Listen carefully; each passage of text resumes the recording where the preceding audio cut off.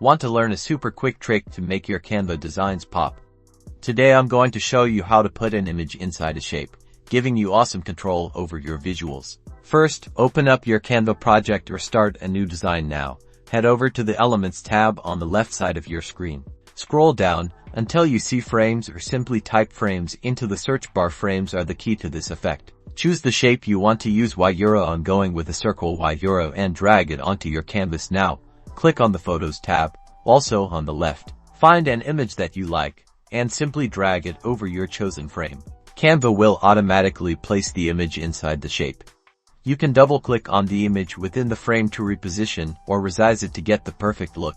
And that's it. You've successfully placed an image inside a shape. This is a fantastic way to add visual interest and create unique designs. Experiment with different shapes and images to unlock endless creative possibilities. Don't forget to like and subscribe for more Canva tips and tricks.